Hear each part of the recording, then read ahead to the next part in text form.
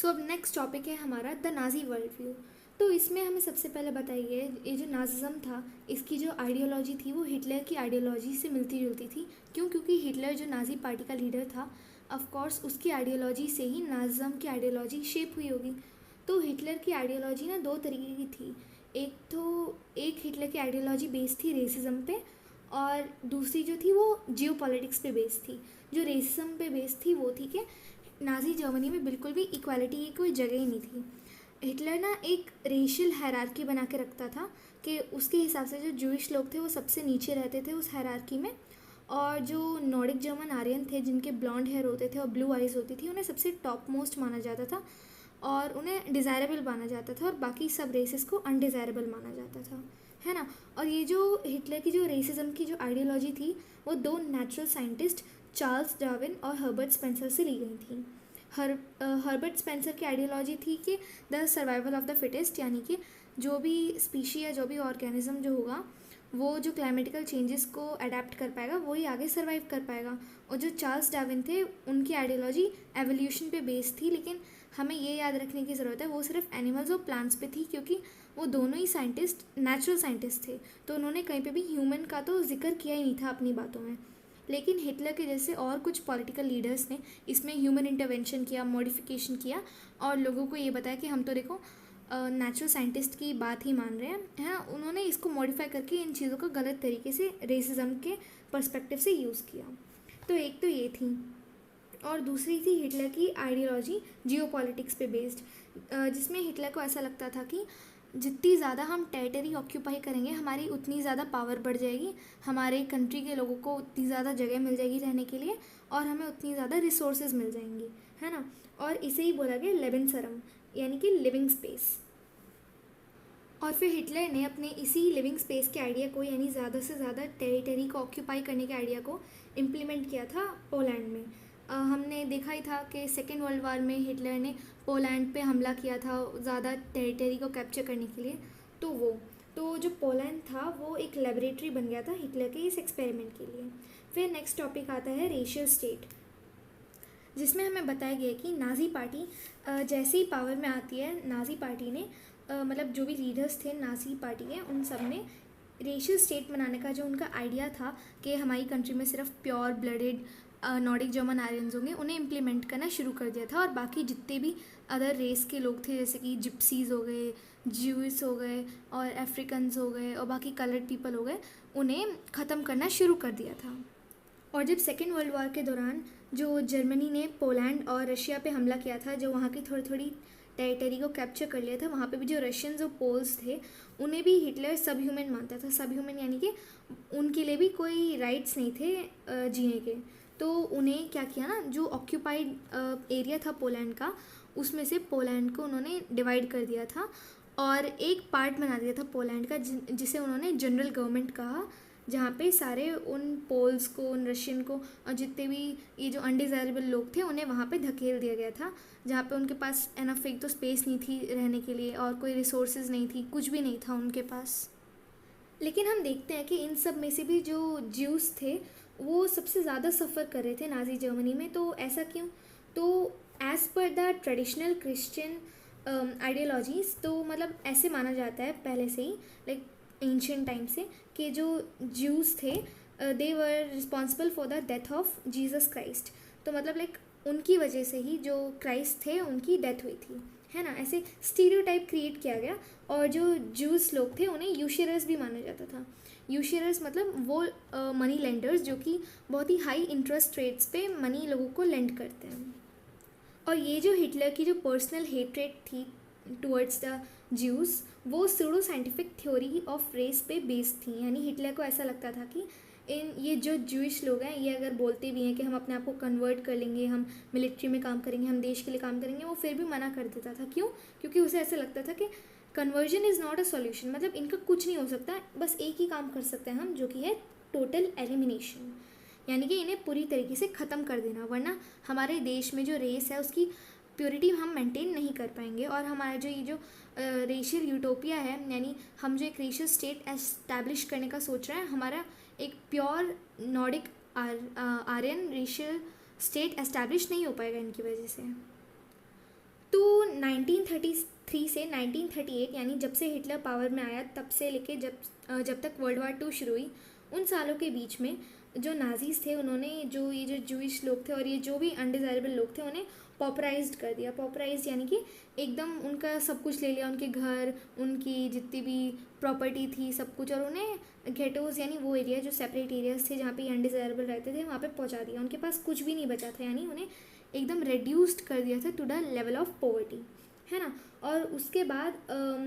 1939 से 1945 under the shadow of world war 2 इन Jewish लोगों को और इन जो भी अनडिज़ायरेबल ये जो लोग थे इन्हें बहुत ही बड़े मास लेवल पे एग्जीक्यूट किया जाता था, या फिर हम कह सकते हैं कि परसिक्यूट किया जाता था, जिन्हें हम जीनोसाइडिकल वॉर भी कहते हैं। यानी किसी एक कम्युनिटी के लोगों को एक हाई या फिर कह लो एक वाइड स्केल पे एक साथ मार देना, जिससे पूरी कम्युनिटी ख़त्म हो जाती है। फिर नेक्स्ट टॉपिक आता है हमारा रेशियल यूटोपिया। तो रेशियल यूटोपिया यानी जो हिटलर का आइडिया था एक रेशियल स्टेट को एस्टैब्लिश करने का, एक आइडियल सिचुएशन जिसमें जर्मनी में सिर्फ और सिर्फ नॉर्डिक जर्मन आर्यन रहेंगे और कोई भी रेस के लोग नहीं रहेंगे, एकदम प्योरिटी ऑफ ब्लड मेंटेन करके रखेंगे हम एज पर द रेस, तो इसे हम बोलते हैं रेशियल यूटोपिया। तो मतलब यही बताया गया है यहाँ पे कि under the shadow of war यानी 1939 से लेकर 1945 के बीच में ये जीनोसाइडिकल वॉर्स भी हो रही थी, यानी कि देश के अंदर ही लोगों को भी मारा जा रहा था और देश के बाहर भी वर्ल्ड वार 2 तो हो ही रही थी। तो इसमें यही बताया गया कि जो पोलैंड था उसे 2 पार्ट्स में डिवाइड कर दिया था। जो नॉर्थ वेस्टर्न पार्ट था पोलैंड का, वहाँ पे जो जर्मनी के लोग थे वो वहाँ पे जाके सेटल हो गए थे, और जो बाकी का जो साउथ ईस्टर्न पार्ट था हम कह सकते हैं उसे मतलब एक ऐसी जगह बना दिया था, जनरल गवर्नमेंट नाम दे दिया गया था, जहाँ पे सारे अनडिज़ायरेबल लोग रहते थे और उन्हें फिर धीरे धीरे करके कंसंट्रेशन कैंप्स में पहुँचा दिया जाता था और उन्हें लाइक ख़त्म करवा दिया जाता था। और इसमें भी जब उन्होंने पोलैंड पे कब्ज़ा किया तो वहाँ पे जो लोग थे, जो लीडर्स थे, जिन्हें पता था सही गलत क्या है, जो लोगों को सही दिशा में लेके जा सकते हैं, उन्हें सबसे पहले मार दिया गया। और उसके बाद जो पॉलिश चिल्ड्रन होते थे यानी कि वो बच्चे जो कि नॉर्डिक जर्मन आर्यंस जैसे लगते थे, उन्हें ले लिया जाता था और उन्हें रेस एक्सपर्ट्स के पास भेजा जाता था और उनके रेस टेस्ट हुआ करते थे, जिससे ये पता लगता था अगर ये बच्चा जो है ये नॉर्डिक जर्मन आर्यन रेस को बिलोंग करता है तो इसे हम दे देते थे जर्मन फैमिलीज़ को, और अगर नहीं तो फिर हम ऑर्फनेजेस में भेज दिया जाता था इन बच्चों को, जहाँ पे इन्हें सही से खाना नहीं मिलता था, खाने को सही से जगह नहीं मिलती थी रहने को, कुछ भी न्यूट्रिशनल रिक्वायरमेंट पूरी नहीं होती थी, तो वहाँ पे वो ऐसे ही मर जाते थे। फिर नेक्स्ट टॉपिक यहाँ पे इन्होंने हमें अलग से दे रखा है, स्टेप्स टू डेथ। इसमें से एक मेजर क्वेश्चन है जो बन सकता है, जो कि है what was the condition of Jewish people in Nazi Germany. तो इसमें कुछ पॉइंटर्स हैं, जैसे कि जो जूइश लोग थे नाजी जर्मनी में, उन्हें रहने के कोई राइट्स नहीं थे, उन्हें सिटीजनशिप नहीं मिलती थी, और उन्हें एम्पायर की तरफ से, जो देश की तरफ से कोई प्रोटेक्शन या फिर कोई राइट्स नहीं मिलते थे, है ना। और जितने भी रिलेशंस होते थे जूइश लोगों के और जर्मन्स के बीच में वो सब बैंड कर दिए जाते थे, मतलब सब कुछ बैन था, क्योंकि हिटलर को ऐसा लगता था कि वो रेस को ख़राब कर देंगे, हमें प्योरिटी मेंटेन करके रखनी है, और वो झंडा भी नहीं लहरा सकते वो जूइश या फिर जो अनडिज़ायरेबल लोग हैं वो, है ना। उनके बिज़नेस को बॉयकॉट कर दिया जाता था कि नहीं, इनके यहाँ से सामान नहीं लेना, इनके बिज़नेस में कोई भी इनकी मदद नहीं करनी, कुछ भी नहीं करना, है ना। इन्हें कोई भी सर्विसेज नहीं मिलती थी गवर्नमेंट की तरफ से, और इनकी सारी प्रॉपर्टी हाउसेस सब ले लिए जाते थे और इन्हें घेटोज़ में रख दिया जाता था, एक ऐसे स्पेशल एरियाज़, सेपरेट एरियाज़ जहाँ पे सिर्फ ये अनडिज़ायरेबल लोग रहते थे, और इनकी जो वर्शिप प्लेस होती थी उन्हें डिस्ट्रॉय कर दिया जाता था, है ना। और इन्हें डेविड स्टार बोलते हैं, 6 पॉइंट वाला, मतलब एक ऐसा स्टार जिसके 6 कॉर्नर्स होते हैं, इन्हें वो पहन के घूमना होता था, जिससे लोग आइडेंटिफाई कर पाए कि हाँ ये जूइश लोग हैं। इनके घरों पे वो बना दिया जाता था, इनकी प्रॉपर्टीज़ पे, ये सारी चीज़ें। और उसके बाद उन्हें एकदम पॉपराइज कर दिया गया था, उनका सारा सामान ले लिया गया था, देवर एब्सोल्यूट पॉवर्टी आ गई थी उनको, है ना। और उन्हें लार्ज स्केल पे परसिक्यूट किया जाता था, और जो उन्हें गैस चैम्बर्स में लेके जाते रहते थे एक पीरियोडिकल टाइम पे कुछ समय के बाद। और एक एग्जांपल भी दे रखा है बुक में, जो कि है ऑस्टविच का, है ना। और इन्हें लाइक बहुत ही मास लेवल पे, एक बड़े लेवल पे मारा जाता था गैस चैम्बर्स के अंदर, एक साइंटिफिक तरीके से, जो डेंजरस पॉइजनस गैसेस होती हैं वो रिलीज़ करके। फिर नेक्स्ट टॉपिक आता है यूथ इन नाजी जर्मनी, यानी कि जो बच्चे थे, जो युवा थे, उनका क्या, मतलब उनके क्या हाल चाल थे नाजी जर्मनी में। तो यहाँ पे ये बताइए कि जो हिटलर था वो हाईली इंटरेस्टेड था यूथ के अंदर, क्योंकि उसे लगता था अगर हम बचपन से ही बच्चों को ऐसी शिक्षा देंगे, उन्हें रेशियल साइंस पढ़ाएंगे और नाजी आइडियोलॉजी सिखाएंगे, तो आगे चल के वो इन चीज़ों को आगे कैरी करेंगे जनरेशन्स में, है ना। तो this was the idea of Hitler कि हम बच्चे के ऊपर स्कूल में भी और स्कूल के बाहर भी हर तरीके से कंट्रोल कर लें। तो सबसे पहले जो स्कूल थे उन्हें क्लीन और प्यूरीफाई किया गया था, यानी कि ऐसे नहीं साफ़ सफाई कराई गई थी स्कूल में, नहीं, यानी कि जो पॉलिटिकल अनरिलायबल टीचर्स थे, यानी कि वो टीचर्स जो बच्चों को सही और गलत में डिफ्रेंशिएट करना सिखाते हैं कि ये गलत है ये सही है, उन्हें हटा दिया गया था। जो ज्यूइश, हैंडीकैप, जिप्सीज, अनडिज़ायरेबल बच्चे थे उन्हें अलग सेग्रीगेट कर दिया गया था और उन्हें फिर कंसंट्रेशन कैंप्स में पहुंचा दिया गया था, है ना। और जो गुड जर्मन चिल्ड्रन थे, यानी कि वही जो हमारे नॉर्डिक जर्मन आर्यन चिल्ड्रन थे, उन्हें नाजी स्कूलिंग दी जाती थी, यानी कि उन्हें आइडियोलॉजिकल ट्रेनिंग दी जाती थी। जो उनकी स्कूल की बुक्स होती थी वो रीराइट की जाती थी, यानी कि उसमें रेशियल साइंस इंट्रोड्यूस कर दिया था,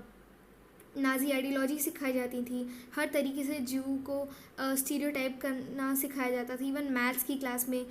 है ना। तो हर जगह यही सब स्कूल्स में भी हो रहा था और उन्हें बचपन से ही एग्रेशन सिखाया जाता था स्कूल्स में। जैसे स्पोर्ट्स में हम हमारे स्कूल में जैसे लाइक बैडमिंटन सिखाया जा रहा है, फुटबॉल सिखाई जा रही है, वहाँ पे बॉक्सिंग सिखाई जाती थी, मतलब बच्चों को आयरन हार्टेड, स्ट्रॉन्ग और मस्कुलिन बनना सिखाया जाता था। और इसमें भी इन्होंने यहाँ पे बता रखा है, 3 चीज़ें मेजर बता रखी हैं कि जो 10 साल के बच्चे हैं उन्हें जाना पड़ता था जंग वॉल्क में, जो 14 साल के बच्चे हैं यानी स्पेशली जो बॉयज़ हैं उन्हें जाना होता था नाजी यूथ ऑर्गेनाइजेशन में, जिसे हिटलर यूथ भी कहते हैं, जहाँ पे उन्हें वॉर को वर्शिप करना सिखाया जाता था, वायलेंस को, डेमोक्रेसी को गाली देना सिखाया जाता था और ज्यूइश को हेट करना सिखाया जाता था, और मतलब उनके अंदर एक एग्रेशन डाला जाता था, है ना। और ऐसे आइडियोलॉजिकल ट्रेनिंग दी जाती थी उन्हें। उसके बाद 18 और उससे ऊपर साल के जो बच्चे थे यानी जो युवा थे उन्हें लेबर सर्विसेज में जाना पड़ता था, आर्म्ड फोर्सेस में, जहाँ पे उन्हें किसी भी नाजी ऑर्गेनाइजेशन के अंदर जाना पड़ता था, है ना। तो यहाँ पे एक चीज़ और मेंशन की गई है, जो मैंने बताया ना, जो यूथ लीग थी, यानी जो हिटलर यूथ थी, उसका पहले नाम 1922 में यूथ लीग था, लेकिन 4 साल बाद उस यूथ लीग का नाम हिटलर यूथ कर दिया गया था, जहाँ पे 14 साल से बड़े बच्चे जाते थे, स्पेशली बॉयज़। उसके बाद the Nazi cult of motherhood, यानी हमने चलो यूथ का तो देख लिया, अब मदरहुड में क्या हो रहा था। तो नाजी जर्मनी में जो मदर थी उसे सबसे ज़्यादा इम्पोर्टेंस दी जाती थी हिटलर के हिसाब से, क्योंकि वो ही आगे चल के जो नॉर्डिक जर्मन आर्यन बच्चे हैं उन्हें जन्म देंगे और वो बच्चे ही आगे कैरी करेंगे इस ट्रेडिशन को, इस नाजी आइडियोलॉजी को, ये सारी चीज़ें। तो जो बॉयज़ थे नाजी जर्मनी में उन्हें मस्कुलिन, स्ट्रॉन्ग, आयरन हार्टेड बनना सिखाया जाता था, और जो लड़कियां थी उन्हें एक अच्छी माँ बनना सिखाया जाता था, और उन्हें सिखाया जाता था कि उन्हें ही आगे चल के प्योरिटी ऑफ द ब्लड को मेंटेन करना होगा, वो उन्हें ही हेल्प करनी होगी रेशियल स्टेट को एस्टैब्लिश करने में। तो 1933 में हिटलर ने एक स्टेटमेंट दिया था कि in my state the mother is the most important citizen, यानी हिटलर के हिसाब से उसके जो मतलब देश में नाजी जर्मनी में मदर को सबसे ज़्यादा इंपॉर्टेंस दी जाती थी, लेकिन हमें ये याद रखने की ज़रूरत है सब मदर्स को नहीं दी जाती थी, सिर्फ जो मदर्स जो रेशियली डिज़ायरेबल चिल्ड्रन को जन्म देती थी, जो कि नॉर्डिक जर्मन आर्यन होते थे, उन्हें हर चीज़ में डिस्काउंट मिलता था, है ना, रेलवेज़ में भी फ्री टिकट्स मिल जाती थी, शॉपिंग में भी, और लाइक उन्हें काफ़ी अच्छा ट्रीटमेंट मिलता था। और वो किस हिसाब से मिलता था कि जैसे अगर वो 4 नॉर्डिक जर्मन आर्यन बच्चों को जन्म देती हैं तो उन्हें एक ब्रोंज क्रॉस मिलता था, 6 तो एक सिल्वर क्रॉस, और 8 या उससे ज़्यादा तो एक गोल्ड क्रॉस दिया जाता था उन्हें, है ना। इस हिसाब से उन्हें ट्रीटमेंट मिलता था। लेकिन वो माएँ जो कि रेशियली अनडिज़ायरेबल चिल्ड्रंस को पैदा करती थी, उनके साथ क्या होता था, उनके बाल काट दिए जाते थे, पूरा उन्हें गंजा कर दिया जाता था, उनके मुंह को काला कर दिया जाता था, और उनके गले में ऐसे प्लग कार्ड्स डाल दिए जाते थे जिन पे लिखा होता था कि I have sullied the nation, the honour of the nation, यानी कि मैंने इस देश के हॉनर को ठोस पहुंचाई है, यानी कि मैंने ये कोड ऑफ कंडक्ट ना फॉलो करते हुए इस देश के लिए बहुत बुरा काम किया है, इस टाइप का। और फिर इन्हें जेल्स में भेज दिया जाता था, इनके हस्बैंड इनकी फैमिली से अलग करके, और लाइक नाजी जर्मनी में ना ये एक क्रिमिनल ऑफेंस माना जाता था। तो फिर इसके बाद आता है next topic, the art of propaganda. तो आर्ट ऑफ प्रोपेगेंडा यानी कि जो हिटलर का जो आइडिया था, जो उसकी आइडियोलॉजी थी, उसने वो लोगों तक कैसे पहुंचाई। तो इस टॉपिक में ये बताया गया है कि जो रियलिटी थी उसे कैसे छुपा के लोगों को बहुत अच्छी अच्छी चीज़ें दिखाई गई ताकि नाज़िज़्म को सपोर्ट मिल पाए। तो बेसिकली यहाँ पे ये बताया गया है कि नाज़ी जर्मनी में जो मीडिया का यूज़ किया गया था वो बहुत ही सही तरीके से किया गया था, मतलब बहुत ही ध्यान में रखते हुए, है ना। तो लाइक वो बहुत ही ज़्यादा चिलिंग वर्ड्स का यूज़ करते थे, जैसे कि वो अपने डॉक्यूमेंट्स में किसी भी ऑफिशियल कम्युनिकेशन में कभी किल या फिर मर्डर का यूज़ करते ही नहीं थे। जैसे जो वो अनडिज़ायरेबल लोगों की मास किलिंग करते थे उसे उन्होंने स्पेशल ट्रीटमेंट टर्म किया था, और इसमें से भी जो स्पेशली ज्यूज़ के साथ होता था उसको उन्होंने फाइनल सॉल्यूशन कहा गया था, क्योंकि हमने देखा था ना कि हिटलर चाहता था कि बिल्कुल ख़त्म ही कर दिया जाए ज्यूज़ को, बिल्कुल भी रहने नहीं चाहिए उसके नाजी स्टेट में ज्यूज़, तो इसलिए उसे फाइनल सॉल्यूशन कहा गया। फिर यूथेनेशिया यानी इच्छा मृत्यु, यानी कि जो डिसेबल्ड थे कि हम तो उन्हें देखो इच्छा मृत्यु दे रहे हैं कि हम तो बहुत अच्छा काम कर रहे हैं ना। फिर सिलेक्शन और डिसइंफेक्शन कहा गया था इवैक्यूएशन को, मतलब कि लोगों को जो वो गैस चैम्बर्स में लेके जाते थे उसे सिलेक्शन और डिसइंफेक्शंस कहा गया था। और जो गैस चैम्बर्स होते थे जहाँ पे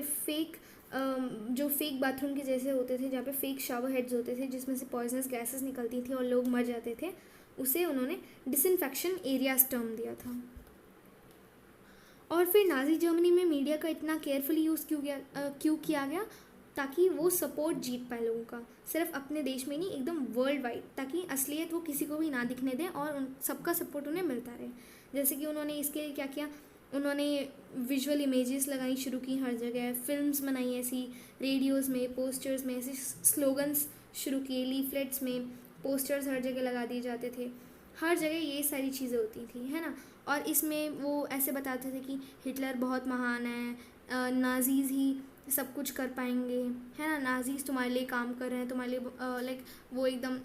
they will make the Germany great again, ऐसी चीज़ें दिखाई जाती थी। और जो अनडिज़ायरेबल थे, स्पेशली जो ज्यूइश लोग थे, उनके बारे में ऐसी हेट फैलाई जाती थी इन पोस्टर्स, इन चीज़ों के थ्रू, जिसमें हमें यहाँ पे बताया गया एक प्रोपेगेंडा फिल्म भी थी जिसका नाम था द एटर्नल ज्यू, जिसमें जो ऑर्थोडॉक्स ज्यूज़ थे उनको बहुत ज़्यादा स्टीरियोटाइपिकली मार्क किया गया था इस फिल्म में।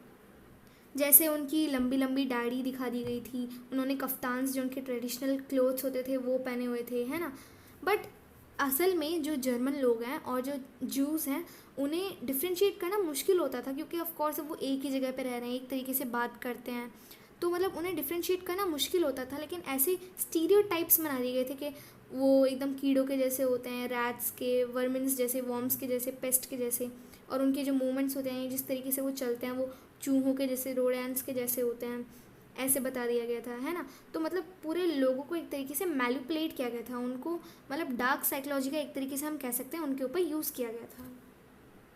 और मतलब नाजीज़ हर जगह सिर्फ यही दिखाते थे कि सिर्फ वही जितने भी लोग हैं उनकी जो प्रॉब्लम्स हैं उनको सॉल्व सिर्फ नाजीज़ ही कर सकते हैं, जिससे लोग उनके अंदर थोड़ी होप्स रखें और उन्हें वोट दें या फिर उन्हें सपोर्ट करें बेसिकली। फिर आता है नेक्स्ट टॉपिक जो है ordinary people and the crime against humanity. इसमें हमें बेसिकली बताया गया कुछ लोग थे जो कि नाज़िज़्म को सपोर्ट कर रहे थे, कुछ उसके अगेंस्ट में थे और कुछ सिर्फ चुप बैठे थे, यानी वो कुछ भी नहीं कर रहे थे, है ना। तो इसमें ना हमें एक रेजिस्टेंट फाइटर के बारे में भी बताया गया जिनका नाम है पैस्टर निमोलर। उन्होंने एक ऐसी